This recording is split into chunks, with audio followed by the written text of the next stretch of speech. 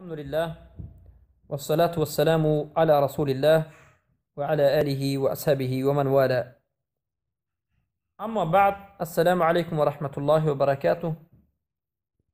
از جانب برادران سوال شده است که حکم خون دادن به دیگر انسان ها چیست؟ یعنی یک انسان خون خودش را به دیگر انسان می دهد. بارک الله فیکم. حکم خون دادن به دو قسم تقسیم می شود.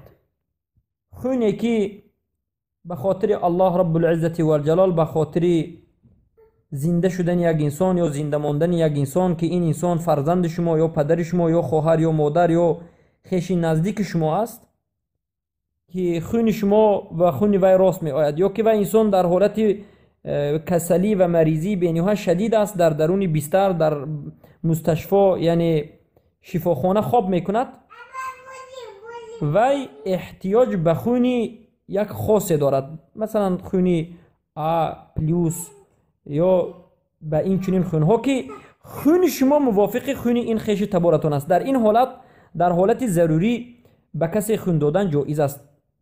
یا که تبرع دم کردن، تبرع یعنی خون خود به خاطر الله بخشیدن به مسلمان ها، یا که به ملنسه و مستشفی ها یا که شفاخانه های بیمارستان های مسلمان خونتونه دادن جایز است.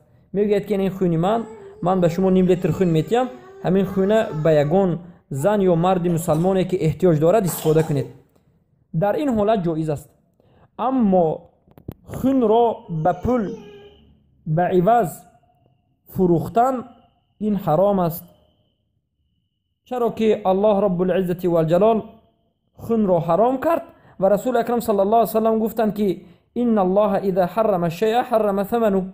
الله رب العزت و الجلال هر چیزی که حرام میکند، خون یعنی به مانند اینکه خون حرام شد، خوک حرام شد، شراب حرام شد، هر چیزی که الله به مانند این چیزها حرام کرده است، پولش هم مبلغی که از بالای این چیز به شما به دست میرسد، به واسطه این چیز مبلغی که به دست شما میاد، این هم حرام است. یعنی الله وقتی که خون را حرام کرد، مبلغ خون هم حرام است. خون فروشی جایز نیست. و این چنین در حدیث امام بخاری آمده است که پیامبر صلی الله علیه و سلم مبلغ خون را حرام گفتند. علما البته در شرح این حدیث اختلاف میکنن که این مبلغ خون مبلغ حجامه است یا که خون است، لیکن ما گفتیم فروختن خون، تجارت کردن با خون انسان، یعنی با خون خودتون باشد یا خون دیگر کس، جایز نیست و حرام است. یعنی تفصیل دارد. در حالت ضروری جایز است، به خاطر کمک کردن، احیا کردن، زنده کردن یک انسان، اما به خاطر فروختن و تجارت کردن و زندگی کردن از بالای خون حرام است و جایز نیست.